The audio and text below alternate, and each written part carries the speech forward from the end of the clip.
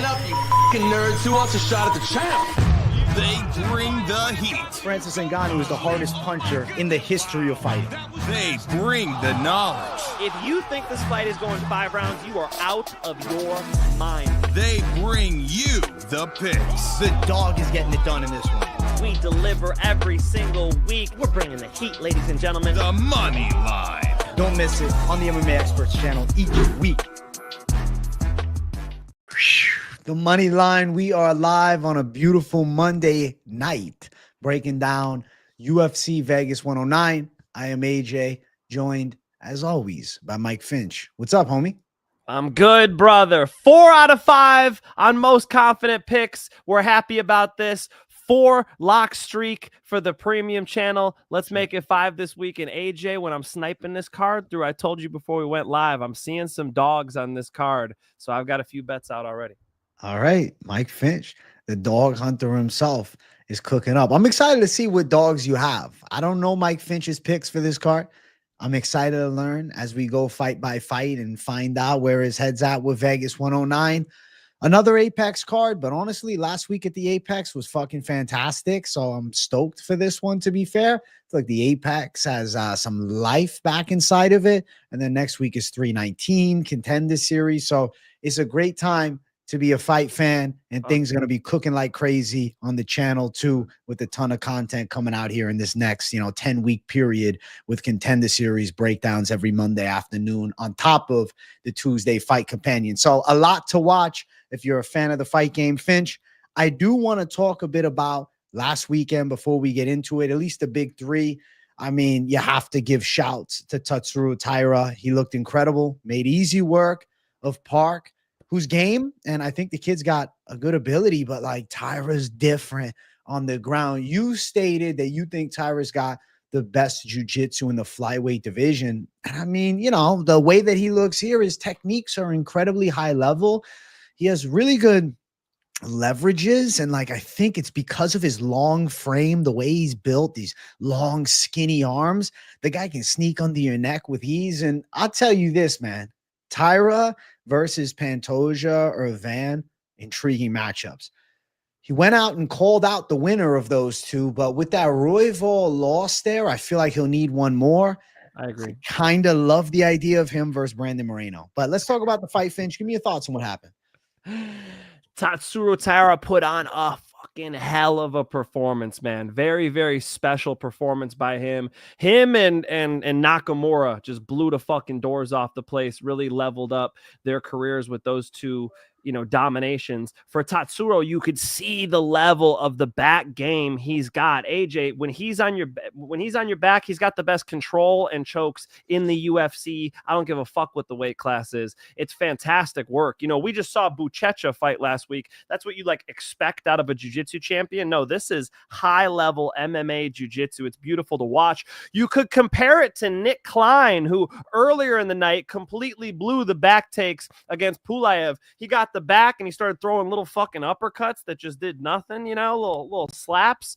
For what, man? He could be trapping the hands, sinking the primary arm, sliding the secondary through, getting the rotation. I mean, Tatsuro Taira doesn't need your neck. He did it around the jaw. He could just face smash you and get these flyweights out of there. He's very fucking special. A young kid, too. You mentioned the Brandon Royval loss. His striking looked confident. He didn't look to me like he was second guessing himself against a talented striker in Park. He just was out there doing his thing, and the striking was going so well, the takedowns came naturally. When he has his back against the fence, you see the level of control. He doesn't panic. He's very calm in there. He's ready to go 5 rounds, and I think he's only getting better. A staple performance by Tatsuro Taira. I really think that at 25, at the very least, the guy's fighting for the belt. I think he's got the grappling ability to become a champion. I love the idea of him versus Pantoja because we haven't seen Pantoja fight someone with this level of jiu-jitsu. And to be fair, man, Taira's hands look fast. The way he dropped Park, that was crazy. Like, he seemed to have leveled up the boxing a bit. And that was, I guess you could call it a hole against Royval, but he lost the split decision in a great back and forth fight. Royval's striking is, top caliber in flyweight, period. But I think Taira with some sharper boxing and then the level of grappling that he has, and then add on top of it, every month that goes by, that man's strength keeps kicking in. He's 20 man. I see Tyra giving problems to a lot of people, and love the idea of him and Brandon Moreno. But there is another matchup looming, bro. Kaya Sakura, if he beats Tim Elliott at Saitama in Japan, that could be a sellout fight night. That's a decent idea. These Asians be getting good out here, man. Holy shit, they're getting good. Yeah, of course. Kaya Sakura is so fucking talented, man. Such a fun fighter to watch, too. His style against Tatsuro. Yeah, sign me up, man. I hope to see it. What do you think about Park, man? Did he make a mistake going in, taking this fight? Because, had the undefeated mystique about him, then got handled in 2 rounds pretty bad by Tyra. Should he have done better to sit out and hope for the best against Erceg? Or you think the UFC rewards him with like a Bruno Silva fight in a winnable matchup next? You know what? Hindsight is 2020. His matchup that he had next week, he was a dog as well. So we don't really know how that would have gone either. It was against Steve Erceg, yeah? Yeah. And Erceg's fighting on this card. That's right. That's right. So against Ode Osbourne. Interesting one. Which that's an interesting one. It is an interesting one. And I saw the odds. I'm like, what the fuck? 4-1 for Steve Erceg? Are y'all tripping? Yeah, Stevie Boy's the man in that one. My identical twin. Yeah, your boy. He said you look like Nathan Fletcher on the live stream, by the way. I look like all the white boys with dark hair. All right. Fair enough. I'll take it. Hopefully I don't perform like Nathan Fletcher. Jesus Christ, did Nakamura run him over? Very impressive by Tatsuro. Take his time, bro. No, don't give the kid a title shot right now. Let him have 2 more, man. Kaya Sakura is fun. Winner of Erceg and Ode's fun. There's some fights. Chill on the fast track for him. Let him keep getting better. This was a nice spotlight for him. He got to headline another fight night. Looks good, man. Yeah, agreed. We actually got some donos in chat. First one is Stormy Normie. He says, "You two are awesome. Let's make some money. Thank you for $2.79. You certified savage." Stormy Normie, friend of the show, badass dude, and shout out to the boy, always supporting. Up next, we got Eli. He said, "AJ, can we please have a more thorough breakdown this live?" He's saying I'm not thorough enough, Finch. What do you think about that? What was he saying? We're not thorough? Wild. That's the first time I've ever heard someone accuse AJ of not being thorough with his fucking 3-hour live streams. I get on here, I'm like, AJ, can we skip the recap and fucking go right into the picks? AJ's like, yeah, we'll just do the main event, the co-main event, the biggest performance. I'm like, God damn it. AJ's a thorough guy. So that's surprising, Eli. And also, don't forget the Cody fight they just added. I won't. They added Cody Brundage versus Eryk McConico, actually, just a couple hours ago to this card. So that's a late notice edition, which we can talk about for sure. I feel like it's. I think that's. I don't know. Well, I don't want to spoil a pick. But no odds on the fight that I see just yet. But yeah, definitely we'll break that fight down. I have the graphic that I got made. All right. I just made it. So shout out to you. Thank you, Eli, for $4.99. Thank you for, reminding us about Cody Brundage's late notice fight. Trev Bot with the big $1.99. Best Apex card ever. Please run Rebavix versus Duncan. I'm in agreement. That'd be a cool fight too. That is good, man. Because Rebavix has a little bit better boxing. Like, Matauj was a little too hittable. We'll probably get into it in a second. I like that. Let's go. And it was a great Apex card. Best of the year. Best Apex card, I think, of all time. I feel like all time is tough. I'd have to dig, but a standout card. Standout for sure. EMG Drug God, thank you for $9.99. Rolling up the za. Got the 2 goats on the TV. SummerSlam back to back. Amazing weekend, and hope everybody here had one too. Let's make a bag, my brothers. Mike Finch lock for this weekend. Hey, let's go, EMG. Shout out to Finch Man's lock. Thank you, EMG. We're on a fucking lock streak, bro. I had Felipe, Bunez, and Rafael Estevam going over 2.5 rounds, and the odds just kept getting tighter on that line as we got to fight time. I even doubled down on it after weigh-ins because, there was a serious weight miss there by Estevam. I don't think he tried to cut weight, AJ. I think he purposely, fucked his opponent over, Felipe Bunez. So we're going to try to make it 5 in a row, EMG. Let's go. Let's go. Shout out to the Finch. Josh Reeves, thank you for $20, you generous savage. Several other cappers I follow have Bunas as from under 2.5. I couldn't go against my man Mike Finch's lock of the night. Do yourself a favor and sign up for premium. Shout out to the Finch. Thank you for 20. Let's go. Josh. Let's go, brother. Damn, that's love from Josh. Thank you. And you know what? I put out Zaleski, so I fucked up the parlay of the night. Otherwise, we would have made nice money. Josh, I'm telling you what, this week I might just do a full dog section in premium because there are just these dogs that I like, and then these over underlines. I got 2 that I've already bet on. And then next week, Chicago, is that next week? Is it 2 weeks? Chicago card. Brother, I've had bets out for fucking a month and a half, 2 months now. You know what I mean? Chicago card is fire. So let's eat.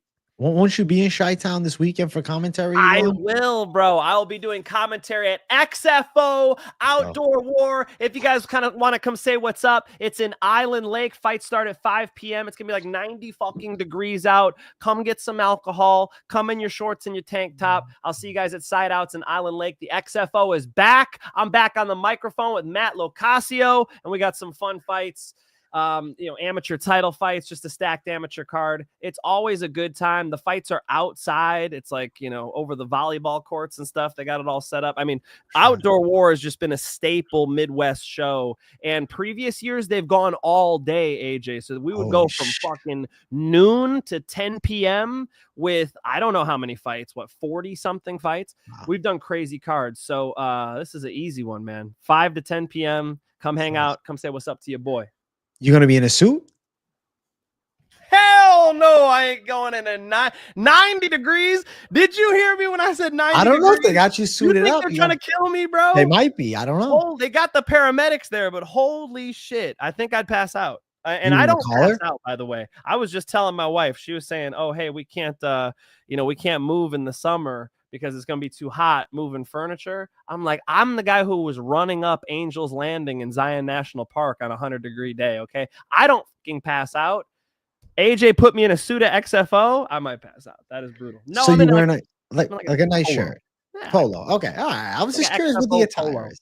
Okay. All right. Shout out to the Trading Champ for $200. He says, we eat this week. Trading Champ supporting the show with some serious financial incentive. I appreciate the hell out of you, Trading Champ. Thank you for the big money, my bro. We eat heavy this week, bro. XFO doesn't even have to buy my plane ticket. Don't tell them because they already did. But Trading Champ's paying for it. Thank you so much, Trading Champ. I appreciate that. I will eat this week with your generous donation. Let's fucking go. Savage. Thank you to the boy. Thank you, Trading Champ. We appreciate you, bro. Much love, Trading Champ. Hey, listen, back to the fucking recap. We're going off donos galore. Don't stop, though. If you want a dono, we won't say no. We'll answer all of them. You know what I'm saying? We do an hour of donos. That's okay. An hour of donos, it is what it is. I want to talk co-main event. Co-main event was a cult classic. Co-main event was a fantastic fight. Duncan and Rumbeschke put on one of the fights of the year, maybe the fight of the year. Fucking savage war. Both guys busted up at the end. Duncan landed that nasty knee. The eye of Rumbeschke was cut from the elbow early. And then at the end, he's in a pool of his blood at the end of the fight on his knees. I'm like, that's fucking fighting. This is what made the UFC is these types of fights, man. There's dog fights, both guys bleeding everywhere. I like the bloodbaths. Maybe I'm a psychopath or something like that. But I genuinely love a good bloodbath. And it felt great to see the fight that had like an aura of nostalgia about it. Like I felt like I was back in, 2012 watching a war. And Duncan and Rumbeschke delivered with badassery. And Chris Duncan, he's gotten way better, man. He is not the same Chris Duncan that lost to Slava Claus. Let me tell you, working his ass off at ATT. To be fair, so is Rumbeschke. They're sleeping in fucking rooms right next to each other at the damn gym. That's crazy, right? They're both in the dorms. It's like there's a lot on the line with that. But damn, Duncan showed levels, man. Really, really good performance. I loved it. If you guys watch my Friday post weigh-in show, you saw me pick flip on this fight. I went with the underdog, Chris Duncan, and he fucking gets it done in a wicked fight. When this thing was over and Rumbeschke was on all fours, bleeding onto the canvas, my wife was like looking away. She was like, oh my God, like, you know, and I'm like, baby, this is why I don't fight no more. You know, here you go. When people ask, why don't you, you were 5-0, why don't you fight anymore? Look at that fucking fight. Okay. You want me to end up like that, you sick fucks? You know, that is a war of wars. You know, I saw somebody saying that they thought Esteban Ribovics and Elves Brenner should get fight of the night. Huh? After that fucking war, that was crazy. What Rebeshki tried to do, and commentary says it's Rebeshki. I'll go with it. It clearly says Rebecki right there, but okay. Rebeshki, what he wanted to do was Cain Velasquez walk forward, bang on him, make him back up, make him uncomfortable. Problem for him was Duncan was completely ready to fight off the back foot. He did a great job doing that all night. He had counters ready for him that Rebecki couldn't really get out of the way. There I go with Rebecki again. Couldn't get out of the way of. I mean, he didn't have good enough defensive skills to be able to put that much pressure on. He was walking into too much shit, busted open in the first round. It only got worse. He was bleeding heavy, and it really affected his performance. By the third round, he started getting dominated, you know, a very, very fun fight, a nasty fight. I mean, an ugly fight, but one where both fighters showed a lot of heart, and it was clearly, you know, fight of the night and one of the fights of the year. Yeah, definitely one of the fights of the year. Definitely fight of the night. I have to say bravo to fucking both of them. And I really was impressed with Duncan's improvement rate. Striking looked good. Like you said, the movement, the ability to strike going backwards. I feel like Duncan's looking sharp, man. I think he's got some fun fights ahead. I feel like he's a staple on this roster now. And like a performance like this at the Apex, but a standout Apex performance, I feel like he's getting a big spot forthcoming. I think this is definitely something. I think he's earned it, man. Look at the win streak he's got going. Balaji Oki, Jordan Vasenik, and now Mateusz Rebecki. I think he was a dog in every single one of those fights. But give the man his respect. Like I said last week, ATT looks good on him. Yeah, he fits the bill well. I feel like you can see, you know, he's been working with the top guys at that gym and fucking training with the Sharks. You become one. And he showed Rebeshki what's up. And there's a little bragging rights in that training room now, you know? They're living next to one another and shit. And Rebeshki was the guy that called him out too, which I think is interesting, right? Because Duncan was pissed off. You heard the story about this? Duncan was angry because he's like, we fucking train in the same, we live in the same spot. We train there. You calling me out? What the fuck? So then he just beat his ass. And I was like, you know what? Mad respect and props to Duncan going out there and handling it. Rebeshki thought that maybe he had an edge. Maybe they sparred, you know, a couple times. Maybe Rebeshki cracked him. He's like, I'll take this guy. Nah, Duncan's a dog. Built different. It's different in the cage than in the sparring room, you know? I mean, they're both dogs, but Duncan really thrived. Duncan knew that Rebeshki was going to come in towards him. He knew he was going to walk into the pocket, and so he just kept meeting him with shots. Great performance. I loved it. Big W for Duncan. Badass fight. And one of the fights of the year. Fight before was also a banger. Esteban Ribovics and Elves Brenner. Ribovics pulls through. Hard-fought win. Brenner never backs down. I mean, he looked like he might be on his way out in round one, getting put down and then beat on a little bit, busted up. But he seemed to have found like a second wind, and he keeps swinging hard. I mean, Brenner is a bit of that chaotic style. He's a little bit wild with his punches, I guess, to put it simply. But he loops his shots, and he's willing to take a couple to land one. And to be fair, though, as is Ribovics, but then you add in Ribovics, a little faster with his punches, a little cleaner with his boxing. He was pushing the pace and forcing Brenner backwards a lot. What I loved about Ribovics here, and I think it's an underrated aspect of this fight, his takedown defense was fucking awesome. He was stopping those Brenner takedowns. And Ribovics, the one little red flag was that debut. He got taken down 11 times by Loic Rajanov. He seems to have filled that gap substantially. And Brenner was, you know, trying a few times to get him down and mix it up. Ribovics' hips were too smooth. It was still back and forth throughout the whole thing. I thought 29-28 was fair. Brenner landed some big punches in round number 2. Even come round number 3, he's still slugging till the end of it. But the reason I see Ribovics, you know, having that clear edge is he was the guy in the gas pedal. He was the guy leading the dance. He was the guy with the better hands, bro. His boxing's just superior to Elves Brenner. You know, Elves Brenner's got that shoot the box style, but when you back those guys up, they don't usually like it. And Elves Brenner, you know, was in the fight, but never was really able to get anything going because he was constantly under assault. You know, a great performance by Esteban Ribovics, really put the pressure on him and showed the difference in boxing. I like the way he's moving his head. I like the combinations he's throwing. He's mixing it up a little bit. His boxing is just simply better, and he was able to make the fight, you know, have a lot of punching exchanges. Good performance by him, and you know, I'm excited to see him move up as well. Maybe it's him and Duncan. I like him and Duncan. I mean, fuck it. Let's put it on a big card. Why the fuck not? It's a pay-per-view fight. Put that main card opener, maybe, you know, even feature fight of the night. Both guys coming off back and forth wars. They both actually got fight of the night honors. They gave all 4 of them $50,000, which I love. I'm intrigued. I like the matchup. I'm interested. Well, that's interesting. I mean, problem with that matchup is you don't get the name value. Like, it would be nice for Duncan to get a name. It'd be nice for Esteban to get a name. That's going to do more for them than beating each other. Fair. So Chris Duncan versus a name, right? Like a Michael Johnson who's on a 3-fight win streak. You know what I mean? Exactly. No, exactly. I see where your head's at. I see where your head's at. Let him take out an OG or something. Yeah. We'll see. And then, you know, people are going to, it's going to do more for him when he gets the win, and it's probably going to be an easier fight than Esteban. I mean, yeah, that Esteban fight is dog fight every time with Ribovics. Loved it. Main event, slick performance by Tyra.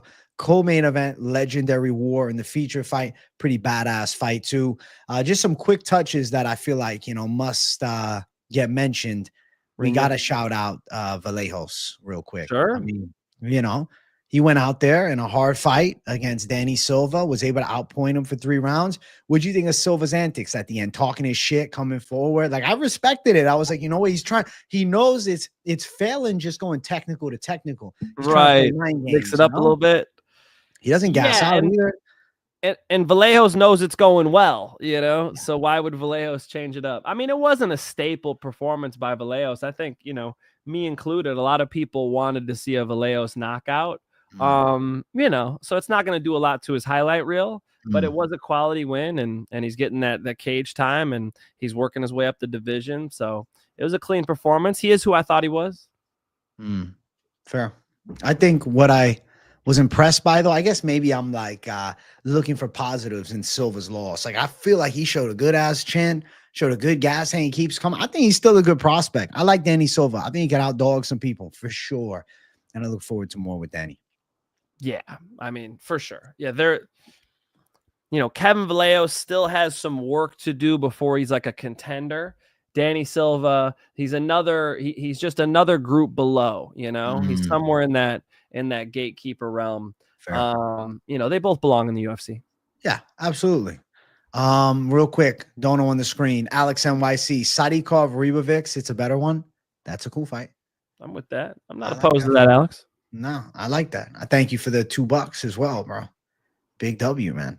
So we are going to break down this card in a second. I'm trying to figure out if they have the bout order listed, because we have a late notice addition to the card with the Brundage and McConico fight. I guess I don't see that being the first fight of the night. Should I just go what I think the bout order should be?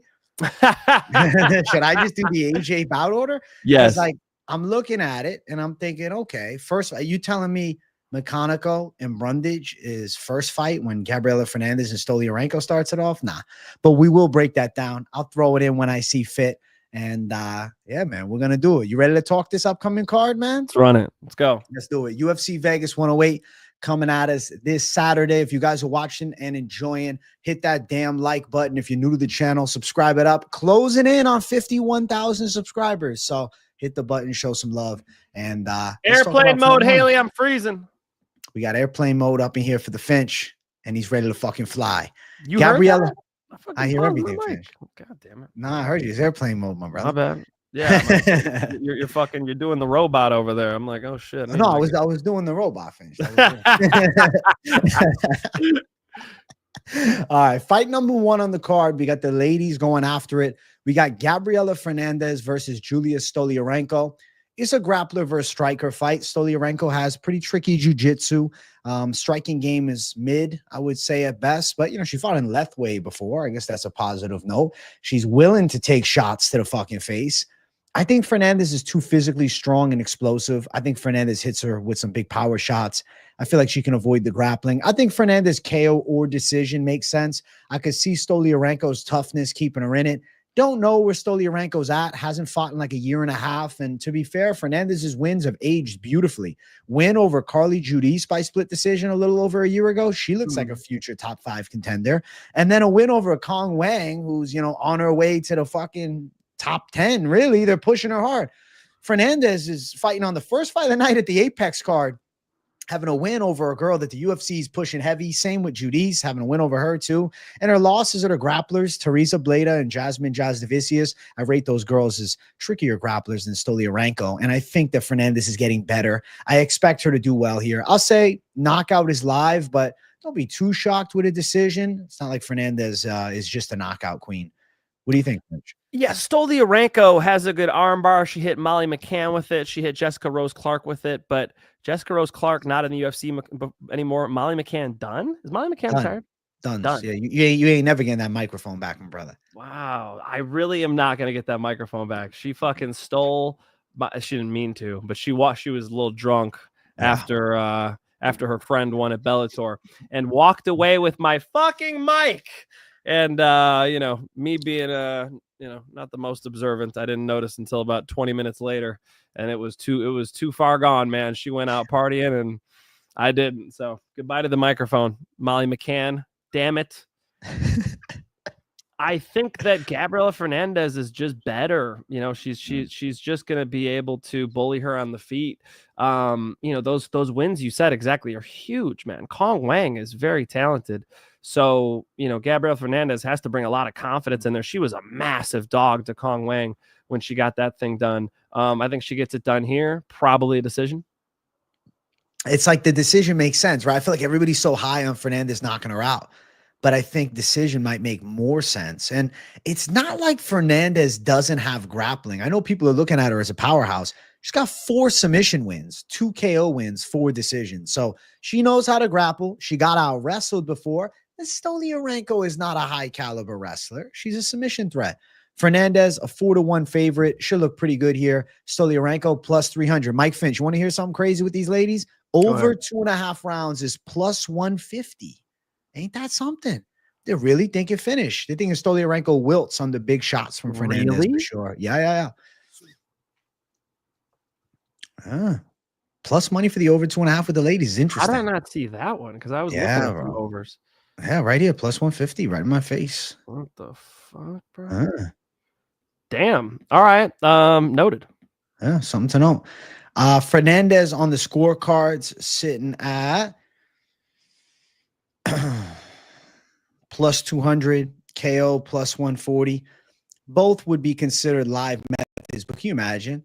Fernandes just does the unexpected, ends up strangling her, plus 420. That's not crazy. She could club and sub Stoliarenko. I feel like, don't overrate Stoliarenko's submission victories because she tapped out Molly McCann, who's always had subpar grappling skills at a high level. And don't go out there and overrate her is really what I'm saying, because she beat a Jessica Rose Clark that was in that final run of her career. Most likely, Fernandes is beating her ass. Most likely, Fernandes dominating the fight. Live for a finish for sure, but decision's not crazy. Fernandes should have the hands. Fernandes should have the grappling covered. She's a way better athlete. She's stronger. Stoliarenko, at best, she's going the distance, I think, here. And I think Fernandes dominates for sure. Yeah. The reason why is because Stoliarenko's got a ground game, man. She could fight off of her back, Fernandes probably just... slam some kicks in there, put some punches on her, and lets her back up. Man, I said we're on the same side. No surprise underdog. No surprise underdog on this one. You'll have one. Don't worry. Let's go. All right, Finch, knock that hat off your head. Hey, knock the hat off. Holy shit! I'm excited for this underdog. Listen, Fernandes, the pick for us both. Let's keep running. Next fight on the card, we got Uros Medic versus Mr. Urbina himself. OG, the whole family's been on The Ultimate Fighter. You got Gilbert, Hector, you got Elias. The whole family was on Tough. But this brother here, Gilbert Urbina, is in the UFC. He fought our boy Chuck Buffalo last time, and he got fucking starched bad. But I'm not using that to pick the other side. because I think Urbina's good. I know it's easy to write him off because he got tuned up by Charles Radke. But let me tell you, if you throw Radke and Medic out there, I think Radke's dogging Medic in round number 1, too. That's true. That's true. Urbina's being slept on. His grappling skills are underrated, and it's not like he's a bad kickboxer. Medic is more of the technician. And yes, he has good pop on his stinging shots, and he's got an ability to strike from mid and long range. I question what happens when Urbina turns it into more of a pressure-heavy dogfight. I think Urbina could out-wrestle him. I think Urbina could mix it up in the striking with him. And I think there's a weakness in that rear naked strangle defense. I'm going Urbina by submission, round number 2. Sheesh. AJ on a dog that I'm not. I'm going with your Uros Medic. Look, his kickboxing should be better than Urbina, and it does come down to the wrestling. It's true. I just don't trust Urbina's wrestling that much. You know, Medic has a 100% finish rate when he wins. That's great. You know, he could definitely find something. There's a possibility that he could find something on Urbina. So I look at it as, you know, game plan wise, it's going to be a little bit of striker versus grappler. I think Urbina is going to be a little bit gun shy after getting punched in the face by Charlie Radke like that. I'm going to go with Uros Medic being the better striker and getting it done that way. However, I mean, interesting take. Uros Medic does struggle with the takedown defense. And, you know, I saw him at UFC Gym Huntington Beach working on his takedown defense. He was in the cage working with a PFL fighter, if I remember correctly. You know, what was that, a month or two ago? Who was it? The tall, skinny dude, Vinicius Oliveira. Is that his last name? No, you think of UFC. Vinicius PFL middleweight? Yeah, PFL, tall, skinny. Shit, I'd be surprised if no, he's lighter than that, bro. Vinicius, bro, it's gonna kill me if I don't get this. We're friends on Instagram. Let me find his ass. Find it. I want to see what it is. Yeah, Vinicius. Is it Vinny? Vinicius Sensi. Okay, I remember him. Yeah. Okay, my boy Vinicius Sensi. I actually trained his girlfriend over at UFC. Oh, that's cool. Holy shit. I didn't know it was his girlfriend. I'm training this Brazilian girl who wanted to try to hit pads, and I see this PFL fighter just watching us. I'm like, all right, cool. Kept training her. He's like watching the whole time. I'm like, you know this guy? Oh, it's my boyfriend. I'm like, what the fuck? Why did he hold pads for you? Like, what you got me holding pads for you for? You got a fucking pro fighter right there. They were getting some work in, and I feel like his striking is going to be a significant advantage, especially after the last performance. So, but it's a fight. Okay. Interesting, man.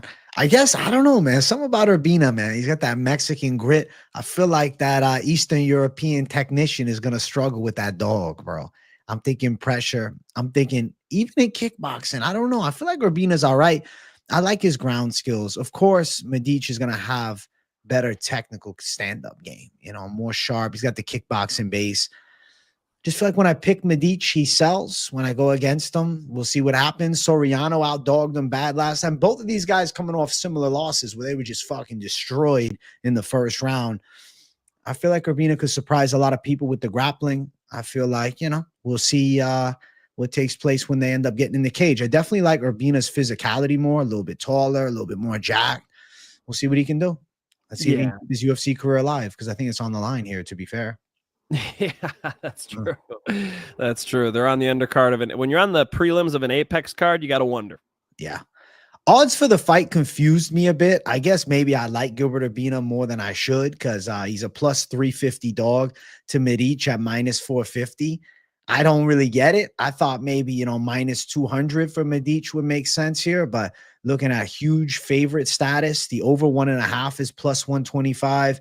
Medic by KO is minus 250 and Urbina by sub plus 650. They really think Urbina got no fucking chance in hell. That's what it sounds. It's like they think he's got no shot. Urbina's a good size welterweight, fought at fucking middleweight before. Medic fought at lightweight before. Yeah. Urbina, I mean, yeah, his win on Ultimate Fighter was Gilmore, who, you know, ended up doing terrible in the UFC, but he ran over a full-size middleweight, and then he beat Koshke, and he threw him around on the ground, and Koshke was a wrestler too. I don't know, man. I think Urbina's one of those guys that could Be a little slight surprise, to say the least. And All right. I'm gonna go with Shit. the Mexican I grip. flagged the dogs, and it's AJ coming with the I guess first so. dog. All right, bro. Take All right. notice. I take notice. Let's see, bro. We'll see. Finch, man, going with Mr. Huntington Beach. Medici, get the Hey. fucking shirt on. What the fuck? Of course. I'm going with Urbina on the other side. I'm going with the Mexican grip from Jackson Wink OG. And let's keep running. Next fight on the card, ladies going after it, is Jocelyn Edwards versus Priscilla Cachoeira. Finch, I've been rambling first, so I'm going to let you hold the fort down. What are you thinking?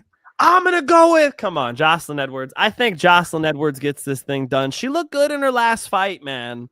I mean, you know, you guys who are longtime viewers, you guys heard me break down her grappling. I got to grapple with her at the UFC Performance Institute. I think she's made some strides in the right direction. You know, she's a good kicker at range, and Priscilla Cachoeira gets hit more than she hits other women. It's almost a 2-1, or you could say a 1-2 striking differential, where she's taking 2 shots for every 1 she gives. Rough number, but you get the idea. It's like, you know, she's too easy to find in there. I think that a kickboxing performance plus, you know, slight wrestling advantage for Jocelyn Edwards should be enough. And you know, with a little bit of momentum finally, which is something she's needed. So I'll go Jocelyn Edwards getting this thing on the cards. I respect the Jocelyn Edwards pick. I'm on the same side. I think Jocelyn Edwards in the striking should be more technically sound, but I will say she does brawl a bit, and Cachoeira finds shots. I mean, she landed that fucking shovel uppercut against Josiane Nunes and flatlined her. Grappling game's always been a bit of a weakness, and I think Edwards is showing improvement a lot there. Jocelyn Edwards is coming into some sort of a prime, and she's got a shitload of UFC experience now to go alongside of it. She's 29, Cachoeira's 36, 7-year age disparity, 5-inch reach advantage. I think Cachoeira is a fun brawler to watch, but she's fighting a girl that, simply put, is just better. And I'm going with the technical skill set instead of the chaotic brawling. Cachoeira wants to turn this into a firefight. She wants Edwards to brawl with her. I think Edwards can take her down. I think Edwards can tie up with her, press her against the cage. And I think Edwards can kickbox with her too. I mean, she showed power last time as well, putting fucking Chelsea out quick in that fight. So to me, it's not that Chelsea Chandler is such a scrub. It's that Jocelyn Edwards is getting better each and every time. And we've seen her lose. We've seen her win. We've seen her whole fucking UFC career. She made her UFC debut back in 2021. Oh, shit. 2021. Damn, bro. Before we started the show, she started a UFC career.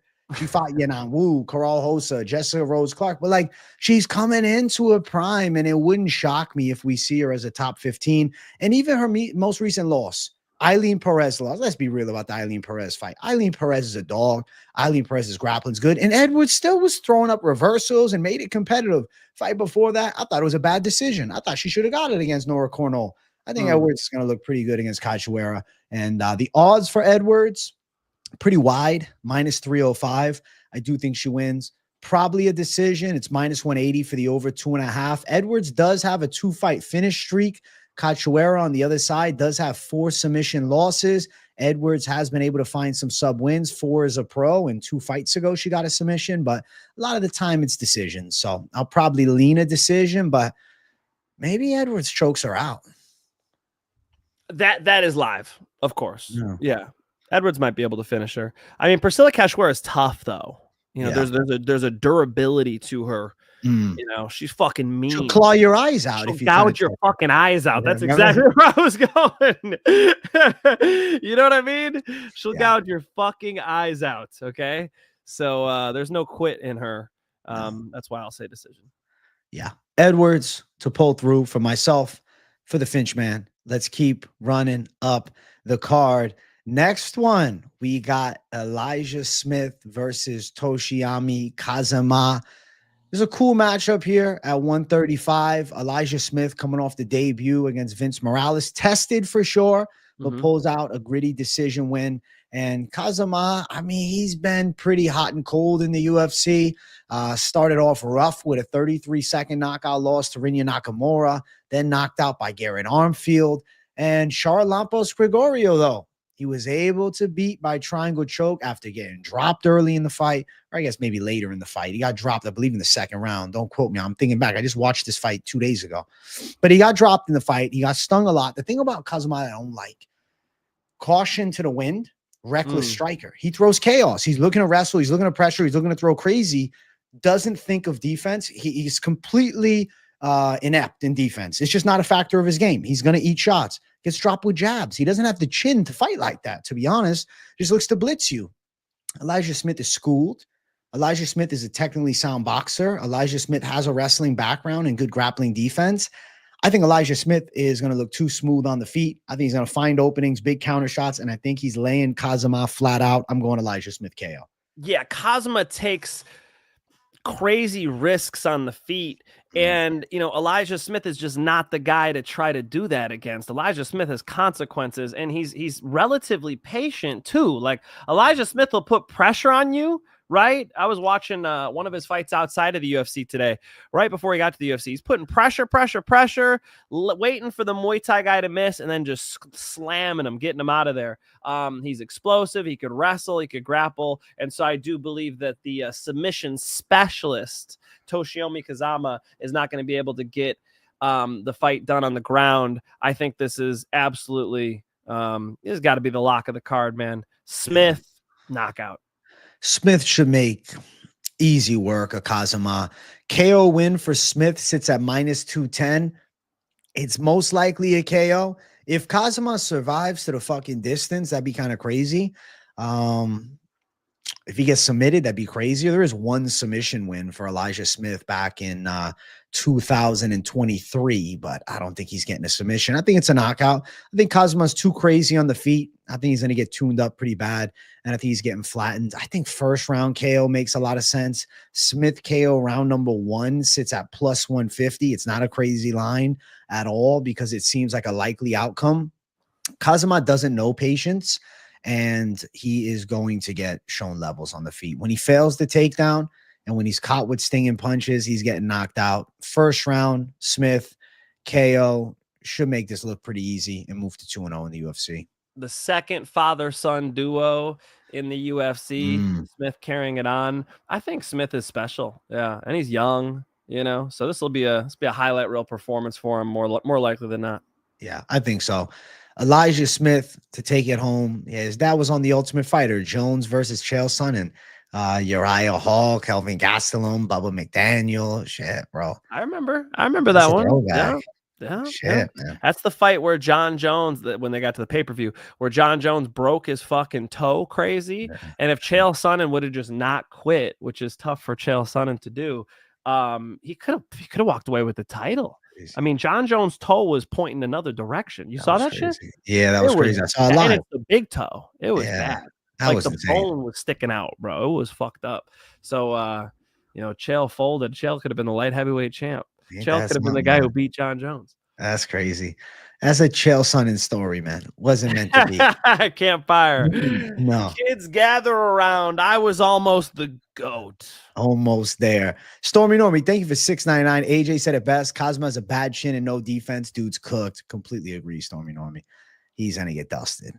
Yeah, should be. Violent knockout. Smith, KO, the pick for us both. Let's keep running up to the next fight on the card. We got light heavyweights going after it. We got Julius Walker versus Rafael Cerqueira. I think Julius Walker is going to get him to the ground and beat him up. Cerqueira is a can crusher, man. In Brazil, he fights a lot of guys that, he's got big advantages over. And sure, he was looking impressive, getting violent knockouts and just destroying guys in shopping malls. The guys that he was fighting were not legit. Whereas Julius Walker might only have one UFC fight, but you got to put some respect on his name. Split decision against Alonzo Menafiel. That's pretty fucking badass on short notice too. Myron Dennis win. Myron Dennis was on The Ultimate Fighter. Bevon Lewis win. He was in the UFC as well. So it's not like he's just fought nobodies either outside of the UFC. He fought some veterans of a high level of fighting. And Julius Walker's grappling skills should be a big difference maker. I think that he's going to bully Cerqueira back. He's got a strong ground game. I think he drags him to the mat and beats him up. Mike Finch, what do you think? I like it. Yeah, we can go Walker. I mean, Cerqueira is dangerous. You got to be careful. And Walker could be dangerous too. These guys could both knock you out. But Cerqueira's got that huge hole in his game, man. So, yeah, we'll go with Walker and that he's hopefully smart enough to go there. I mean, that's really the question here. It's definitely not it's not one I'm running to the casino to bet on, but I think Walker on the ground does make sense. I think Walker finishes him. I think ground and pound, maybe even like throwing big ground and pound. Cerqueira just gives up the neck and Walker just chokes him out. I see Walker just pulverizing him, man. I think he's gonna run through Cerqueira like a AJ said shark fighting dudes in shopping malls. Watch it. Go on fucking YouTube. I swear to God, he's fighting in shopping malls in a cage in Brazil. This is real shit. You can watch the fight. Holy shit, bro. I mean, that is fantastic. That illuminates it very well. So got it. Yeah. Walker, more well-rounded and fought better competition. That's enough for a pick. And I think he's got more dog proven. I mean, split decision against Alonzo Menafield in a close fight. Like, sure, there was sloppy moments, but Menafield's a tough out for a debut. He's top 15, and he made it really competitive. And Cerqueira on the other side, bad knockout loss to Ibo Aslan, and then bad knockout loss to Modestas Bukauskas. Obviously, Walker's a different style where he's more pressure and then grappling, beat you down, control, maybe submit you if you wilt. I just think Walker runs through him. So, yeah, should be Julius Walker. -600. Jesus. Yeah, real big favorite status, -600. The KO is -200 for Walker. The submission is +375. He should go out there and finish this fight inside of the distance. Inside distance is -600. Under 1.5 is -225. It's expected to happen as well. Mall of America champ. That's hilarious. He is the champ. The Mall of Brazil champ. Holy shit. Cerqueira Mills. That is funny, bro. Yeah. We'll say he gets it done, but those odds just knock my fucking socks off. Listen, the odds are not fantastic, but the likelihood of success, I think Julius Walker destroys him. I really do. I think Julius is pretty good. Cerqueira's like a puncher's chance. Yeah. Cerqueira's, listen, if he catches you with something crazy, you could land. He's 35, Walker 26. I believe in the improving and developing prospect with a pretty strong grappling game. So I'll go with him. That's it. We got a new edition fight that I am deeming the featured prelim. Don't know if it's actually going to be the featured prelim. We got Cody Brundage versus Eryk McConico. Don't know if this will be the featured prelim, but we're breaking it down as such. Jesus Christ. They just added this fight earlier, a few hours ago. And Finchman and I texted me, bro. What the fuck? I just found out right before the show. I just found out fucking during the show. It's not even on Tapology. Jesus Christ. No, it was posted on X, and then one of our donors brought it up. And I feel pretty confident in my knowledge of the matchup. Eryk McConico, last time out, he fought a guy that was too much of a level jump for him, and taking on Nursultan Riziboyev. Yeah, he was knocked out in that fight. That was back in February. Now, on the opposite side, Cody Brundage, he actually just recently had his loss overturned. Remember the fight between him and Mansur Abdul Malik? It went against him, but they actually flipped it to a draw, which I think was a more fair result. It didn't make sense that he ended up losing that fight. It's like, how do you even fucking score that? He looked solid there. That was back in June. So only a couple months ago. And now he's turning it around to take on Eryk McConico. Let me tell you, man, Eryk McConico is pretty decent with the pressure striking, can mix it up with the hands, can wrestle a little bit, has some grit factor to him. Cody Brundage on the opposite side, he's got, a bit of grappling in his arsenal. Definitely he's got some strong wrestling, definitely can mix it up a bit with punches. He's known for ups and downs, man. That's his career. That's his UFC run. So there's a lot of ups and downs. He got DQs, no contest, and in-betweens. Making a pick off rip. I mean, listen, this is live action, Finch. I found out about it when the dude dropped the dono. I looked. I said, oh, shit, he's not lying. I made the graphic. You didn't even notice. I did it slick. Nobody even noticed, man. AJ slick as fuck. Slick, man. I mean, do you really want to bet on Cody Brundage? It's fucking Cody Brundage. It's like he's so hittable in exchanges. He likes to wobble, McConico, got fucked up by Riziboyev, but we called that a mile away. I mean, that's a really tough UFC debut. Very tough call for me, man. I guess I could lean Brundage being able to be a little bit of an MMA fighter, use the wrestling. I guess he looked good against, was it Walker? Julius Walker? Is that I got the right name? Mansour Abdulmalik. No, wait, his last fight. Cody Brundage's last fight. Mansour Abdulmalik. It was? June, yeah. What the fuck am I thinking of? Julian Marquez. That's what I'm thinking of. Yes. Against Julian Marquez, he had that fucking war. Remember? They were going to war. It was like a crazy fight, and then he ends up putting him out. I'll favor Cody Brundage over McConico, but I don't know, man. I'm not. There's so many good dogs on this card. I'm not touching this.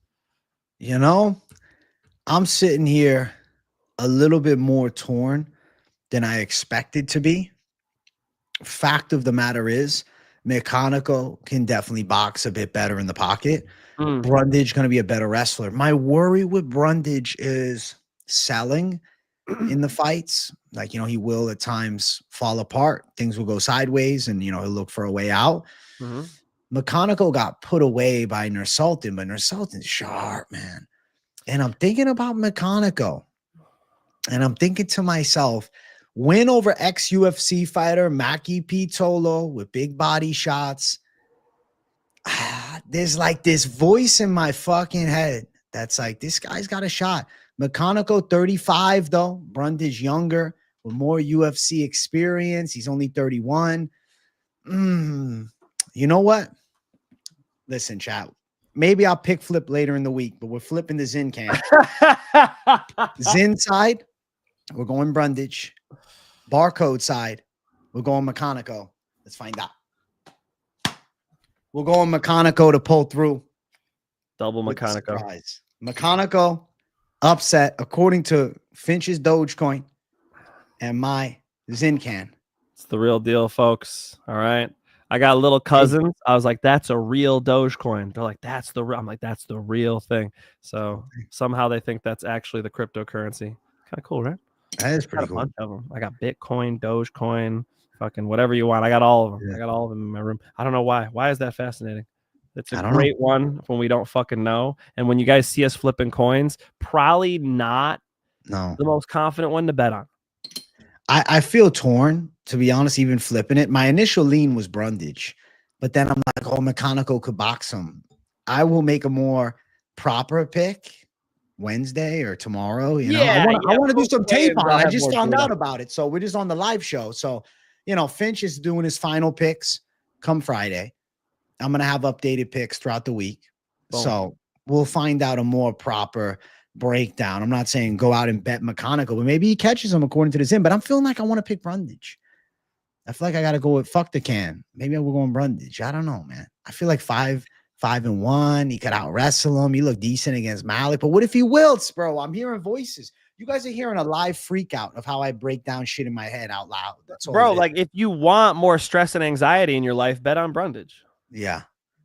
And he's probably going to be a 2-1 favorite, I think.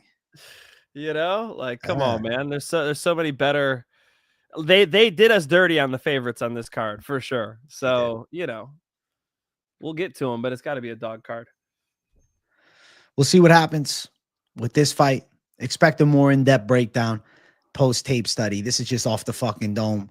I don't know. I'll try to find a way for both guys. McConico's got a chance for sure. He got the dog style, ripped some shots well. He was outmatched in the stand-up department, but he trains with a good team at MMA Lab. I don't know, man. I think McConico is not one to be slept on. Not one to be slept on. And the Zincan said go McConico. So for at least this show, we'll go McConico to find a way.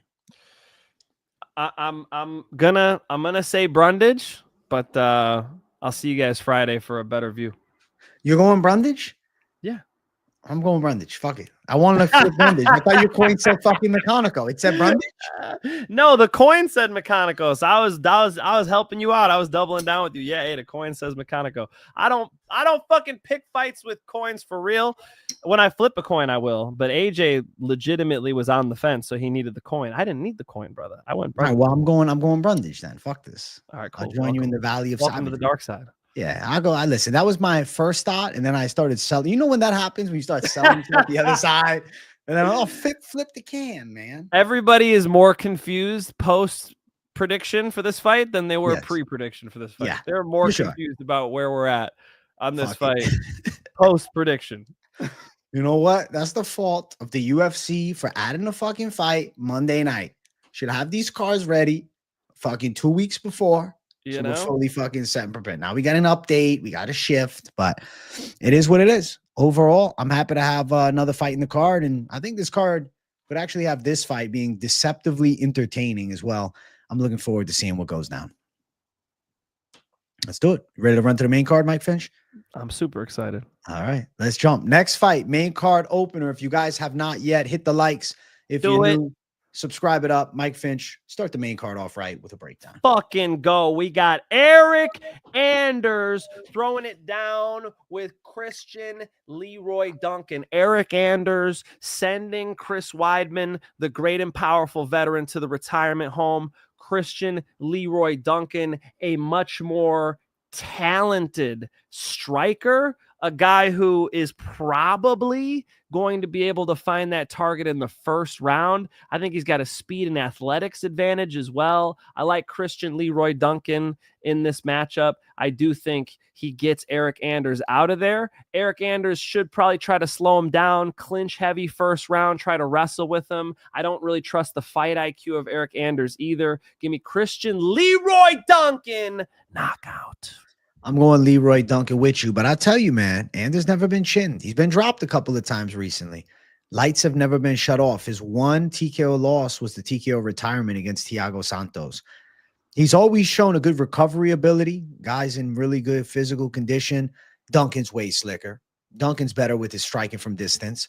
Duncan's faster. Duncan's more in his prime. Anders is probably going to look to wrestle, but I think Duncan's takedown defense looks pretty good. There should be a slickness level difference between the two. And I think there should be an offensive output defense. I keep saying defense. What the fuck? Difference, bro.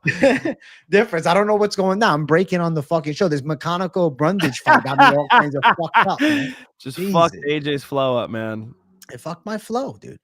I think that Duncan should sting him with some big shots. And I think he's got better defense, too, if it comes down to it. Most likely, Anders getting clipped with something big. Yeah, that's what I'm saying. It took Gregory Rodriguez to get past Christian Leroy Duncan. You know, I feel like this is a pretty bad matchup for Eryk Anders, you know, who's not young, who's 38 years old. You know, he has plenty of knockouts on his record, but I think that's bad territory here. I think he should try to grapple, get some blood in the shoulders of Christian Leroy Duncan. I think it's not going to happen for him, man. I think when he tries to close the distance, he's getting clipped. Christian Leroy Duncan, just more talented, closer to his prime, a lot more of a future in the UFC. You know, AJ mentions Eryk Anders never has lights out. I think he's getting his lights shut off in this one, buddy. I'm going to go Duncan, and I'm going to stick by knockout. KO win for Duncan, plus 175. Moneyline, minus 550 for Duncan is a huge favorite here. Yeah, why do they do this to us? Like, what the fuck? You know. These odds, man. Yeah. Fat odds. Can't pick based on odds, folks. It's turned into boxing. What the fuck is that? So many big favorites these days. Feels like a couple cards in a row. Yeah. And they lose, you know. There have been favorites who've been losing, you know. So even more evidence. I gotta pick with my brain here. Leroy Duncan is clearly the pick.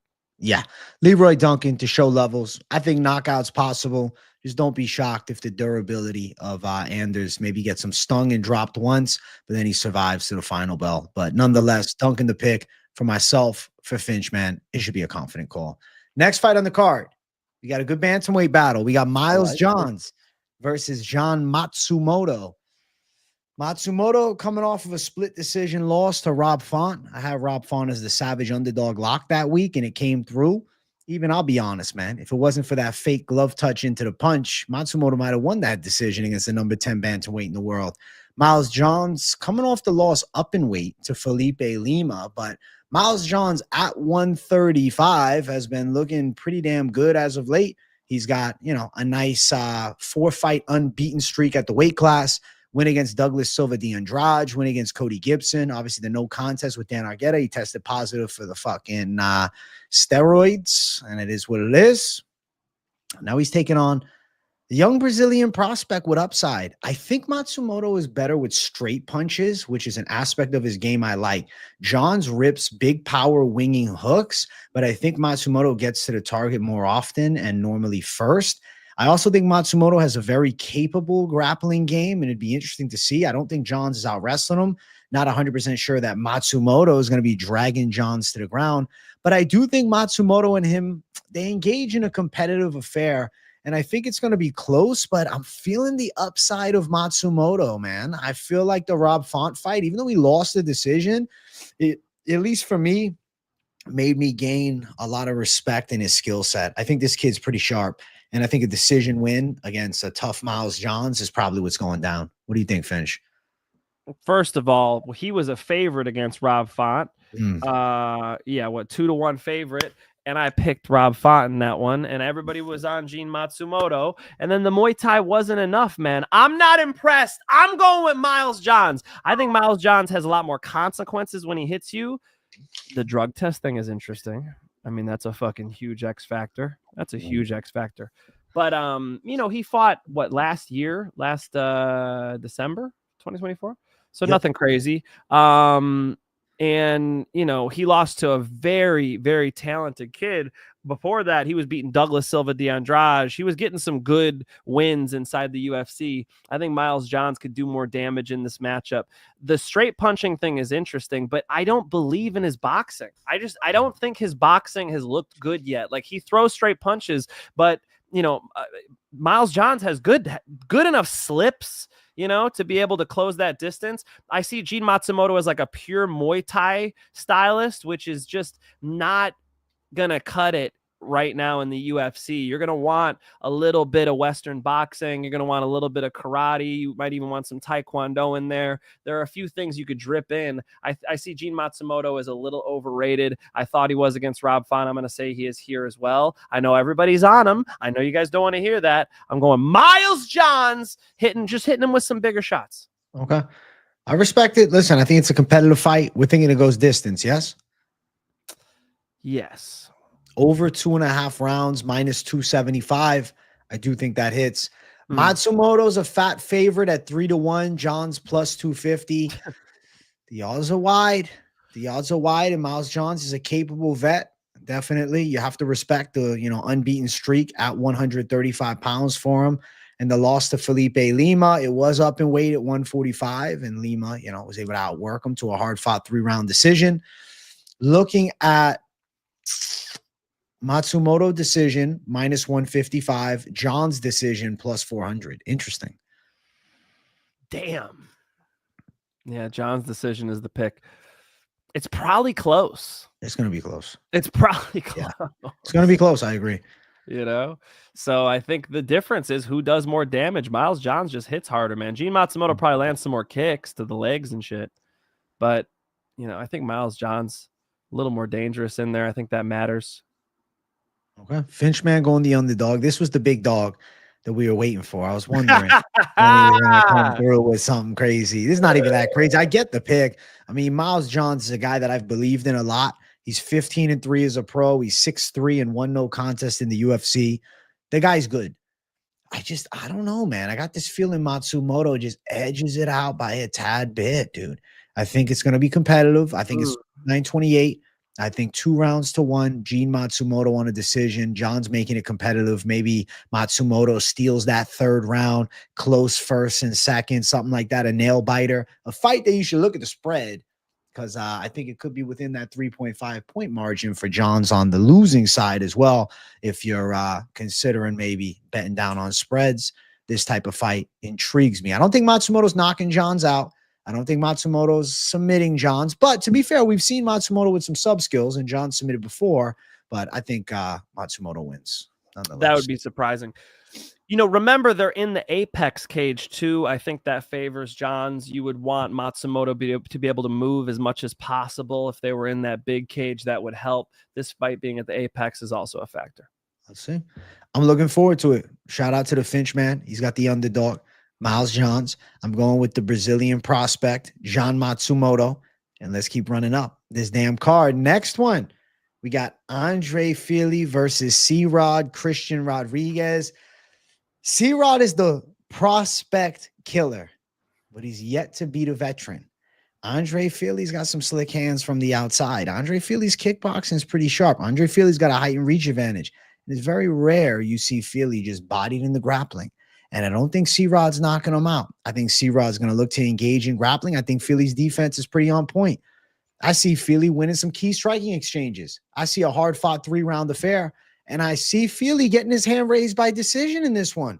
I feel like if you look at Andre Fili, yes, last time against Melky Costa, it didn't go well.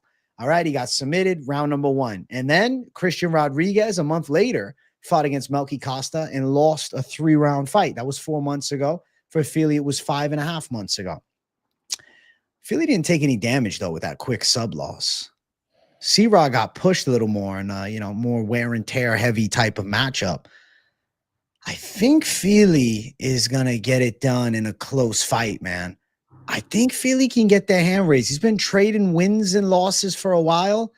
I think he can get the dub in this one against C-Rod. I don't know, man. C-Rod, against the veterans, he falls apart.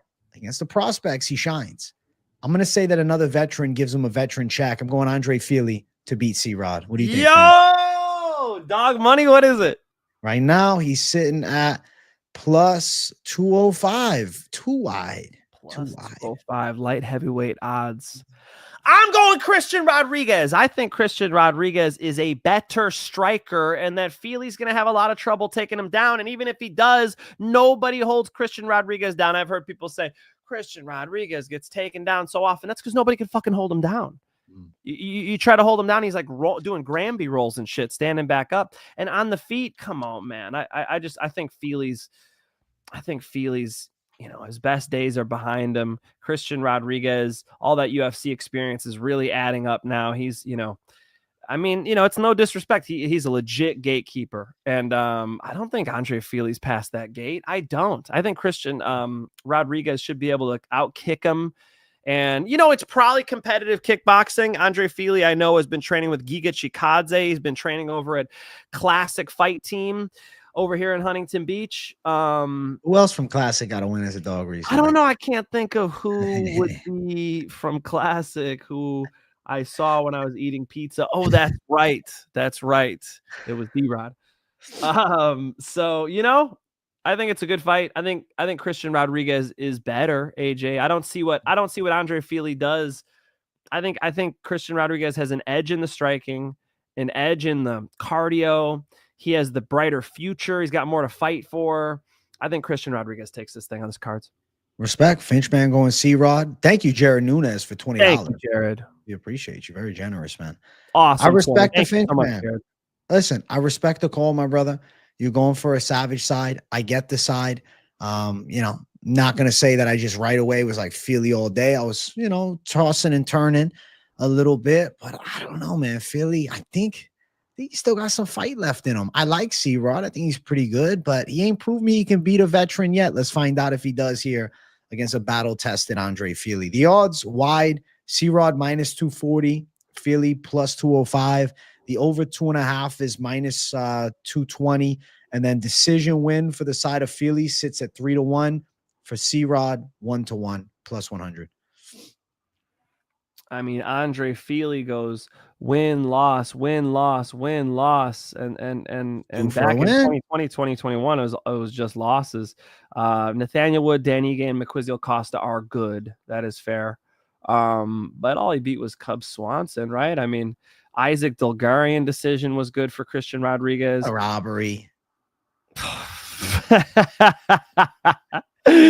Austin Bashi, bro, looked real good on Saturday. I know they're kids. But looked real good on Saturday. He did. That was fantastic. Was he a dog? He's 5'6". Oh. He was a fucking plus 215 dog. The disrespect on Christian Rodriguez. See, I got love for my Rufus Sport brothers too. Christian Rodriguez is very good. Yeah, man. I think Christian Rodriguez could get this fucking thing done. All right. I got to commentate his fight back at XFO Rocktown Showdown 30 when he fought Harry Valdez and he choked him out in the second round back in 2017. So I got to see Christian Rodriguez when he was young on the come up, and it's been cool to watch his UFC career. He's a good striker, man. I think he's going to be able to beat Fili where Fili works best. Okay. Respect on the Finch man's pick. I just can't look past the fact C-Rod loses to tall, lanky veterans, man. He was the underdog against Bashi. He won. He was the favorite against Arosa. He lost. He was the favorite with Costa. He lost. I think that this might be too much for him. I'm feeling Fili to pull through. Competitive though. Damn. No, Back and forth. I'm confident in this one too. I like this disagreement. This is a good one. I like it. I think Fili's a little overrated, bro. Yeah, I don't know, man. I think Fili surprises people. The Cub Swanson fight, razor thin, right? Yeah, razor thin. Could have went the other way. Razor thin, and Cub was what, 40? Cub's he fucked up Billy Q pretty bad last time. 41. 41-year-old savage. You know. And then besides that, it's just Lucas Almeida and Bill Algeo. Another split decision with Bill Algeo. Bro, I'm not feeling it. Christian Rodriguez has got it. I think Christian Rodriguez shows his talent here. Proves you motherfuckers wrong who think he can only beat children. How dare you? Let's go. Finch man going C-Rod. I'm going Fili. And let's keep running up this card. Next fight on it, we got the ladies going after it. We got Iasmin Lucindo versus Angela Hill. Mike Finch, break the ladies down for us, man. It's a good fight. I mean, this is a tough one. You know, Angela Hill in her 70s is still able to beat a lot of women in the UFC. She looks really good. Angela Hill trains with a solid team, Jessica Penne, and, you know, there's a few women in that group that have they've leveled each other up. They're a great squad. They're always doing like Tik Tok dances and shit. They're always in the gym, you know, and the vibe there has worked for her, man. She's the type of girl who was farting on The Ultimate Fighter. I've never been a fan, but she has definitely shown that her kickboxing and her fucking takedown defense is solid, and she's been able to either squeak past, you know, or just straight up get past a lot of women in the division. Her problem is she has a ton of losses too, and here's a talented prospect, Iasmin Lucindo, very young, you know, a lot of unanswered questions with Lucindo, and that's what these matchups are all about. With an Angela Overkill Hill, you start to find out the answers to those questions. Lucindo's a short little thing too. How short is Lucindo? Same height. You're kidding. I know. She looks short, but now 5'3". How tall is it? Angela Hill ain't 5'3". Bro, I've seen Angela Hill in person. She's not 5'3". She's 5'3". That doesn't make any sense. I can check UFC stats for you and let's see if there's a difference. That doesn't make any sense. Lucindo on UFC stats is listed at 5'3". 5'3". Hill 5'3". Hill's 5'6", no? Listed at 5'3". What the fuck? Yeah. Wow. I'm really surprised by that. She did not strike me as 5. She's shorter than my wife? What? Really? So. Okay. She had heels on or something. I don't know. No, okay. I saw her at Bellator at the bar. I remember that. And then I saw her at UFC gym. She came in with Jessica Penne. So she was on the mat. She was teaching like a women's self-defense thing. She's 5'3". That fucking blew my mind. I was thinking as Angela Hill is taller. Well, that helps. That helps me pick Lucindo. Lucindo beat Marina Rodriguez, who's a good kickboxer, albeit a split decision. Amanda Lemos, good kickboxer, loses. It's tough. Guys, I'm staying the fuck away from betting on this thing.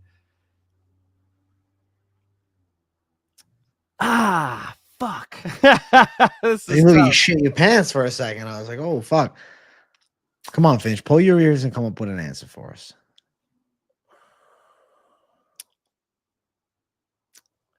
I want to pick Lucindo, but I just keep having this nightmare that Angela Hill finds a way with a split decision. Angela Hill split decision.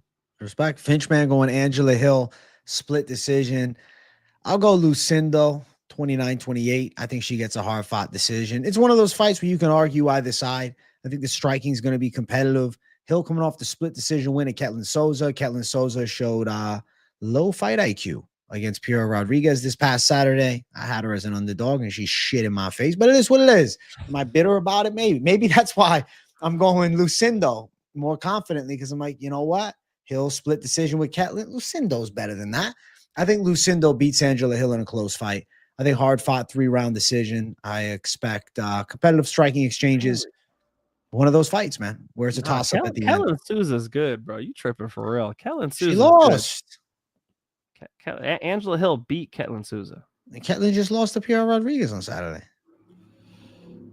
The wrestling. That was a split decision too, though. Yeah, it was. There's a lot of split decisions in the ladies' fights. I mean, for those of you guys who like to just fuck around with $5, there's like plus 1,000 odds sometimes on these split decisions. Bro, how many fucking times is Angela Hill? I can tell you the odds. Split decision here is plus 300. Okay, they recognize. They recognize. Never mind. Yeah, Angela Hill split decision. Respect. Finchman going Hill. I'll go Lucindo, but it's a fucking Angela Hill fight. It could go either way. Harla Heretic, thank you for the $10, man. 2 of the best MMA analysts in the game. We appreciate y'all. Hey, we appreciate you. Thank you for the 10. And Thank then we you, got Alan. Cotton Candy Chris. Yo, AJ and Finch on Saturday. I dumped my girl of 2 years because she wouldn't give me a Blumpkin. Thought you would understand my pain, AJ. I'm sorry, man. Listen, I'm sorry that she wouldn't give it to you. I think that was justified. No. Thank you for $9.99. She shouldn't give it to you, you sick fuck. What the fuck? What kind of nasty ass? You know what I mean? Come on, man. Of course she did the right thing by leaving your ass. Come on, Cotton Candy Chris. Fuck is wrong with you, bro? What kind of nasty girl you looking for, man? What kind of shout out to Cotton Candy Chris, man. $9.99. He consistently says the weirdest shit, but he always gives $10. So like, how could I ever shit on a guy who pays $10 to say this type of shit? Respect to you. If you want to say weird shit in the chat, pay us to do it. All right, AJ. I'm gonna let you stand on that. I'm gonna let AJ stand on that alone. Oh shit. Minus 205 for Lucindo. Hill plus 175. The over 2.5 minus 550. Yup. Hill by decision sits at plus 190. Lucindo decision minus 140. Yeah, they're going distance. Yeah, it's going to be close. The spread is probably very live on the Hill side for being within the 3.5 points, which I think is a good play. And expect that to be at like minus 200-ish. So spread's a good idea for sure here. Yeah, Finch. Ladies going after. I think it's close. I'll go Lucindo. You'll go Hill. But it's like one of those fights where I could see a split decision on either side. I think it's competitive. We'll see what Lucindo brings as far as improvements. Last time had a hard time with Lemos' grappling defense. Normally does have a takedown edge. Hill normally pretty good takedown defense. It's also, I'm like, Hill is 40 though. Like, 17 years older. Is she eventually going to slow down? I don't know. Is she eventually? I mean, she's gonna die someday. Like, what the fuck? I think so. But I'm talking about within this decade, is she gonna slow down as far as fight? Is she gonna be 45, still in the top 15? I'm fucking around. That's really the question, right? That's really the question: is when do we see Angela Hill start losing her timing and not showing up the same? Based on the evidence, if she's active, AJ, I mean, there's a lot of things to like. So that's why I went with her. Respect. Finchman going Hill. I'll go Lucindo. Let's keep running up this damn card. Co-main event of the evening. We got Steve Erceg versus Ode Osbourne. Osbourne jumping into this fight on short notice, replacing Hyun-Sung Park, who just fought this past Saturday against Tatsuro Taira. Erceg was originally scheduled to fight Alex Perez as well. So now, brand new opponent with Osbourne, about a week or so, 2 weeks before they get after it. He gets the notice, and it's at 135, which is interesting because Osbourne, he's got some good length to him, got a bit of muscle mass for a flyweight, gonna have a big reach advantage, 73 inches to 68.5 inches. Where Osbourne has consistently struggled, though, is on the mat. And I think Erceg's going to have a clear-cut grappling edge. Erceg has pretty damn good wrestling and jiu-jitsu. Erceg's boxing solid. I do think Osbourne's tricky from the outside with that hands-low style, and he's a bit unorthodox, and he does have good speed. I assume that having the extra 10 pounds and not cutting the weight is going to give him a little more physical strength, maybe even a better gas tank, maybe even more power. but I don't think Erceg is selling here to a guy outside of the rankings. Osbourne's a tricky kickboxer, but I think Erceg fights him smart, mixes it up a bit on the feet, but then works towards getting this fight to the ground. And I think when he does get Osbourne to the mat, Erceg is a level above as far as jiu-jitsu slickness and ability to find the choke. And yeah, I'm going Erceg by sub. I'm going Ode Osbourne 4-1 dog. I like Ode Osbourne from distance in this fight. I don't believe in Steve Erceg striking anymore. I don't.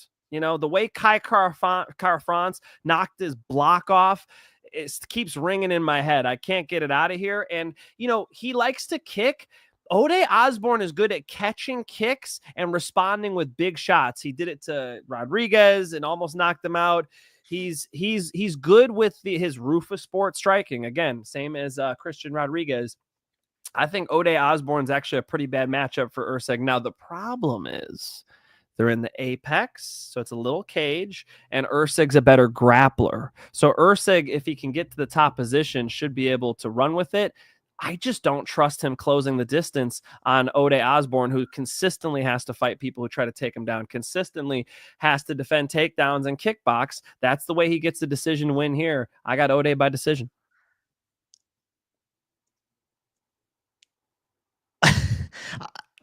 Finch, man, how did I know this was going to be the fucking underdog? I said to myself, no way he's going to do it. And then I was like, oh, shit. Erceg is done for? They think it's over? Erceg is so overrated. Why did he even get all these fights?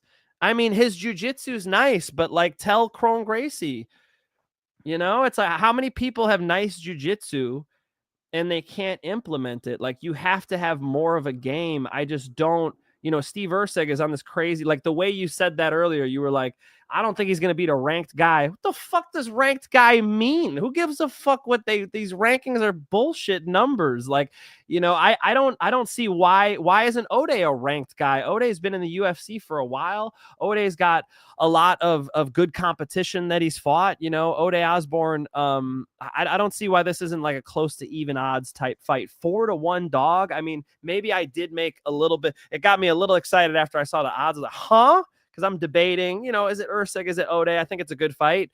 And then I see the odds are 4-1. I'm like, that's stupid. I think 4-1 is stupid here. I'm gonna attack it. It's minus 550 for Erceg now. Jesus Christ. Is he worth minus 550? What the fuck are we talking about? I mean, I get where you're coming from because Ode hits hard. Ode's got good long arms. It's at 135. I see the positive side of Ode, but like he's consistently shown this inefficiency to grapple, man.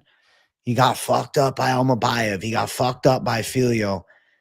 I think Erceg should be able to fuck him up off the ground too. Like I get it though. The odds are too wide. Like, yeah, minus 300, minus 250. Osbourne coming in on short notice. He didn't have a fight book. I think Erceg's getting this fight today. I think Erceg going to do it like Park Tyra. I think he's going to make it look easy. I think he's going to take him down. He's going to show why he's one of the top 10.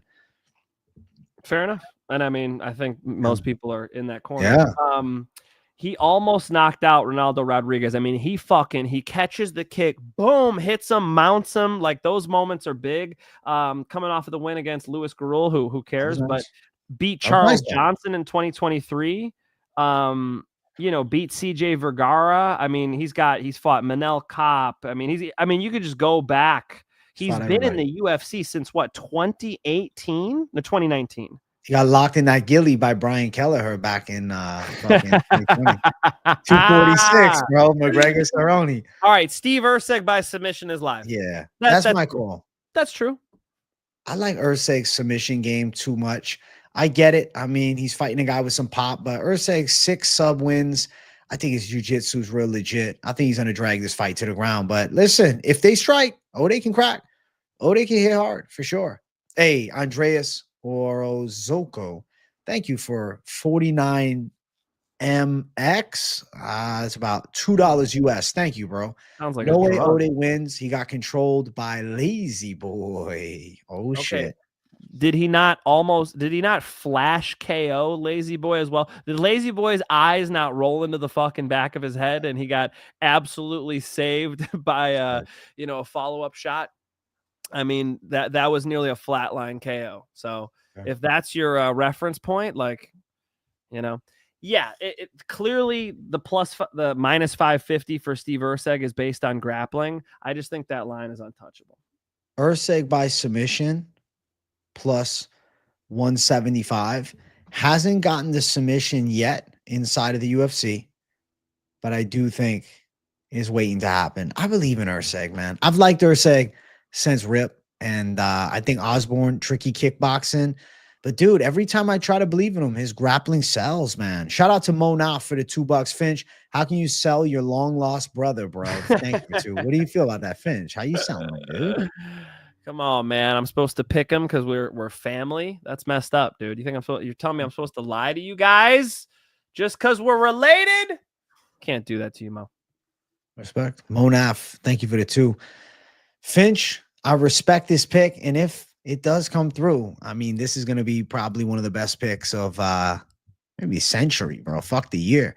Fuck the decade. This would be one of the biggest. Y'all got this? Timestamp that shit in the comments. If the fucking pick of the century. The pick of the century. Let's go. This is the pick of the century. If you weren't going to watch UFC Vegas 109, you better just tune in for the fucking co-main event to see if Mike Finch becomes mystical Mike Finch.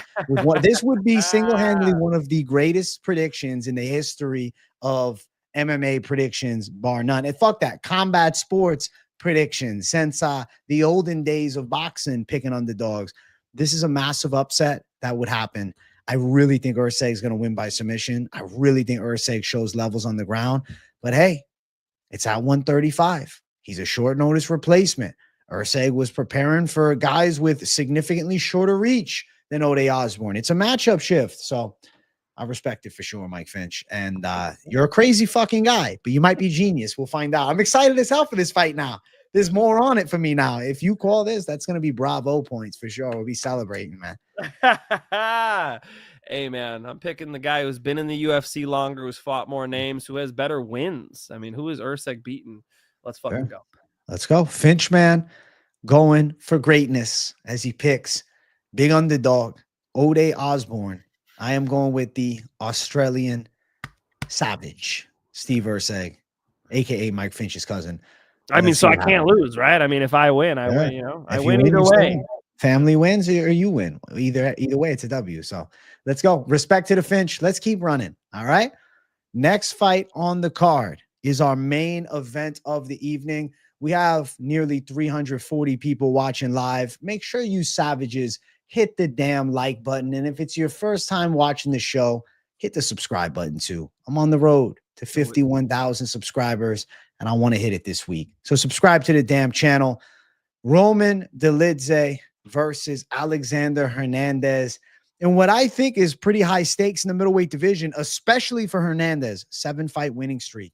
If he can get past the staple of the top 12 in Dolidze, I feel like sky's the limit with a guy like Hernandez. I'm going to predict that he does win against Roman Dolidze, but definitely not an easy out. Dolidze, big body, physically strong and imposing. Very heavy, like one-shot power, but really only throws one shot at a time. Hernandez, I feel he has slightly better boxing combinations. And I also feel as though when you match up their grappling, though Dolidze has a good base of jiu-jitsu, he's high level in grappling as well. I would favor Hernandez with transitional speed and slickness on the mat. I think in scrambles, Hernandez could end up in an advantageous position. And I do rate him as the slightly better grappler. Whereas we have like the battle of the physicality on the Dolidze side and the slickness on the Hernandez side. But what Hernandez has that's deceptive is he does have a good center of gravity. I think he's very heavy in top position. I feel like it's going to be a competitive affair. I think they're going hard, probably at least into the 4th round. I see Dolidze throwing big shots. I see Hernandez finding counters. I see Hernandez looking to wrestle with Dolidze a bit. I see Dolidze's takedown defense holding up at least early. I don't know how Dolidze fares against somebody with this level of grappling in MMA because we've yet to see Dolidze take on a grappler of this caliber. Normally, Dolidze is the better grappler in his fights.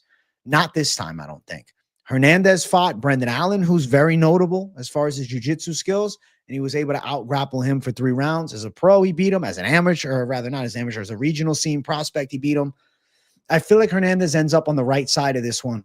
I feel like decision. I feel like it's live for a later stage KO. I don't know how Dolidze's gas tank holds up when he's pushed on the defensive and grappling. That's the big question for me. I know Dolidze, if he's striking and he's doing what he did with Marvin Vettori back and forth, he can kickbox for 5, and he can offensively thrive in grappling for 5. But can he fend off grappling attacks from a dangerous submission specialist like Hernandez for 5 rounds? I don't know if he can.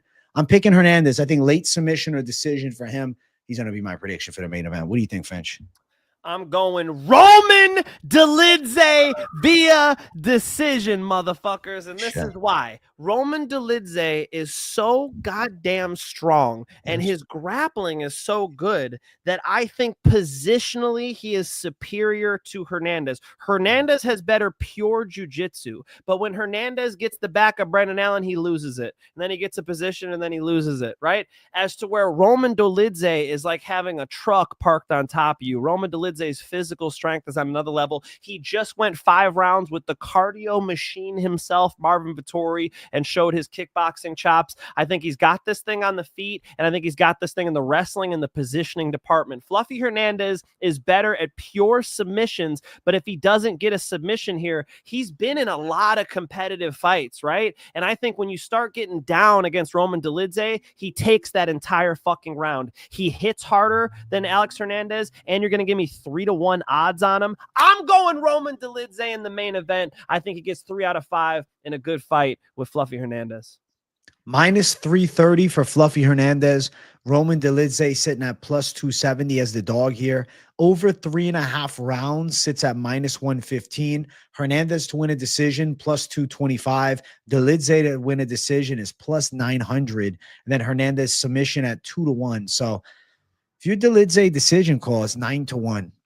Those are fucking big odds, man. 9-1. AJ always telling me if the fucking I'm the name of the show. When we name this fucking show, we're like, let's do Moneyline, right? That's how I bet. Man, 9-1. 9-1. Gonna have me chasing the odds out here. That sounds fantastic. You know, whatever, plus 270 or whatever the fuck I can get on Dolidze. Is also nice. Roman Dolidze and Fluffy Hernandez is a great matchup. I think it's a really fun fight. And I think, you know, these odds being wide, it says more about the odds than it does about the fights. Some of these are very competitive, very good matchups. This is one of them, man. This is going to be a fun one. What do you think? Stand up, better striker. Who would you rate? I think that Roman has better power. He has more consequence to him. He could do more damage. Fluffy's got a decent output. I mean, it's a, you know, they're competitive. Yeah, it's tough to see in my Palantir. I feel like Hernandez deceptively good boxing.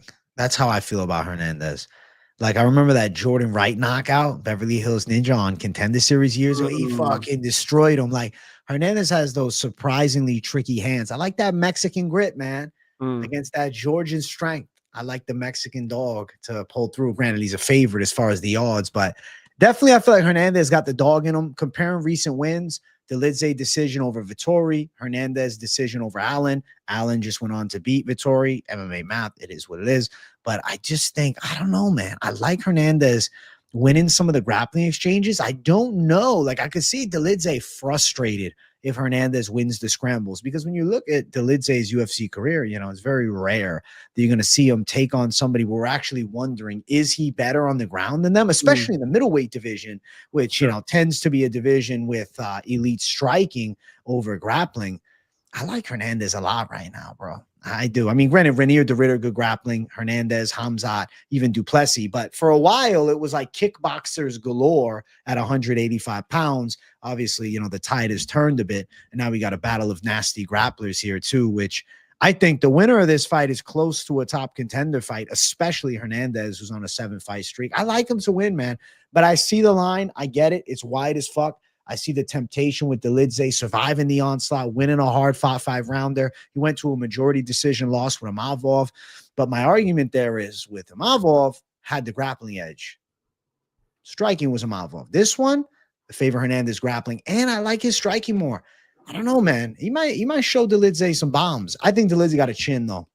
Hard to say Dolidze is getting knocked out. The guy's built like a fucking bodybuilder, jacked. 6'2". You know, Fluffy's at 6 foot, but Roman Dolidze is taller, bigger. Yeah, it's a good fight for sure. It's a fun grappling matchup, you know. And Fluffy didn't fight a lot of grapplers either. In his last one, he fought Brendan Allen, and that was back and forth. You know, they were scrambling back and forth. Brendan Allen had some moments where he got the top positions, and if you do that with Roman Dolidze on you, I just feel like that's exhausting, AJ. I think that's exhausting. So yeah, we're rolling the dice. It's a fucking fight. You know, and Roman Dolidze having that fight with Marvin Vettori, I think, is actually a great warm-up because he fought somebody who he knew was a cardio king. He had to push through 5 rounds. It was important experience. Him coming into this one, you know, conditioning is something I worry about with Roman Dolidze. You know, with the idea that he comes in with strong conditioning, yeah, I got to take him. Respect to the Finch man.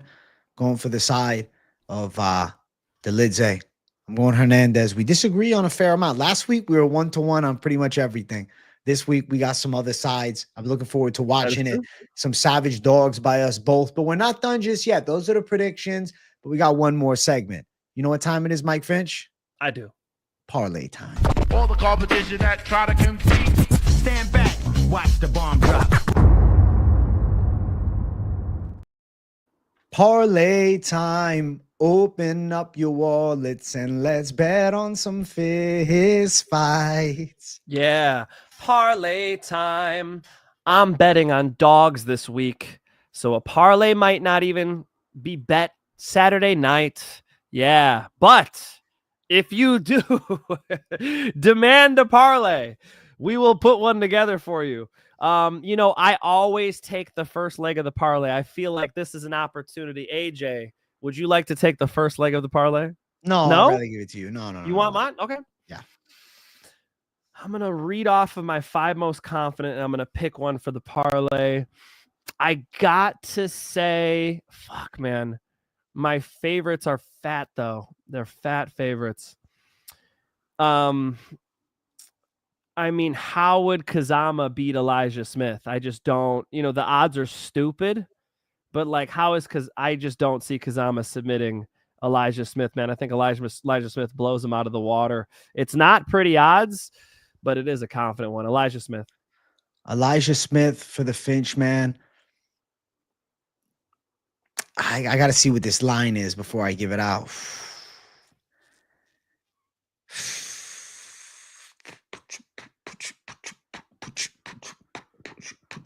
Erceg by submission, plus 204. Finch, man, he's going for the big one. I'll give you I don't stand by this at all. I don't stand by this fucking one at all. Okay? Because we don't disagree, because we disagree on too much this card. So it's hard to put a fusion parlay. I would have went Leroy Duncan though, but that was minus 275. So if you want the safer one, and it's minus 275, Duncan, Elijah Smith. Yes, we agree on that though. You could go Smith KO, Duncan. But I'm going to say Erceg sub. Actually, you could go Smith KO with Erceg sub like a savage if you want to go fucking wild mode USA. So there you go, man. I had to have some fun, bro. I had to mix in something exciting. I didn't want to fucking bore you guys with a minus 275. They're going to get the fuck out of here, you know? Holy Erceg sub, the Erceg confidence. Holy shit. Who is Erceg beaten, AJ? What's the Erceg's best win? Let me look. Nobody. Nobody. And he's a 4.5 to 1 favorite. What the 550? What'd you say it was? 550. Matt Schnell. Huge. That's his best win. Alessandro Costa, maybe. One of the two. One of those two. One of those two. Ode Osbourne would be his biggest win. I mean, you guys. That's fair. You guys at least have to admit that. All right. Yeah. Hey. Just because AJ and I disagree, I mean, it just makes it more fun for you guys, right? You guys get to see who's right, and I'm glad that I'm on a couple dogs. You picked a dog I didn't pick earlier. Urbina. Oh, that was interesting too. I don't know. I think I got a shot. You know, going for my it's local fucking Apex card, bro. This shit's weird at the Apex, man. We'll have some fun with it, man. I'm excited. Those are, these are hard to see. which is why I think betting this week is going to be more so dog money and some dog plays. If you guys want to see what I'm betting on, DM at Mike Finch Show on Instagram. We'll get you in there. Right now, I'm going to host Most Confident Picks, which is clearly my biggest show. None of these guys watched my recap show, AJ. AJ, tell them to go fucking watch the recap. Didn't watch the recap. God damn it. My fault, though. I uploaded it Sunday night. It's too late. It's too late. Let's see. All right, let's see the recap. I fucked that up. You got some views. You got almost 1,000. Almost 1,000. You got people commenting. Hey, guys, I'm like 20 people away from getting 10,000 subscribers. You are. Come help you, boy. All right? This is my plea. Please come see me for Most Confident Picks, as you guys normally do. I will see you guys right after this. Check out the Finch. He's going to be live. Hit the button here. Smash the damn likes, guys. All right? Smash the likes. We are bringing the savagery every day. I'm excited. Tomorrow, Lunchtime Live is back. And I got the evening live show. So a lot of live streams from your boy. Double shows tomorrow. If there's fight news, I'll be doing a breakdown of that. You guys know Tuesday is a day that I'm very open-ended. There might be a news reaction. If the UFC wants to announce a big fight, they do it on Tuesday a lot. Your boy will react to it. We're hearing rumors of Jack Della, Islam, UFC 322. That could be a pretty big video. So we'll find out shortly. Wednesday, I'll have this week's Best MMA Bets out around 4:30 p.m. Eastern time. Then I'll be doing the Wednesday evening show. Thursday, live stream in the afternoon, live stream in the evening with the late night live, members stream Thursday night. Friday, bringing the Thunder, live stream weigh-in show. Finchman's doing his show live on Friday as well, doing his final predictions. And then he's doing a recap now too, Sundays. So if you want to go see the Finch, what do we think, Finch? Are we doing Sunday pre-recorded? Yeah, because sometimes people go to my channel and they go, you haven't uploaded any videos. I'm like, click the live tab. Oh, right. So I have to have something pre-recorded. I think the prediction shows are a little more fun live. So, Monday night, Most Confident live right after this.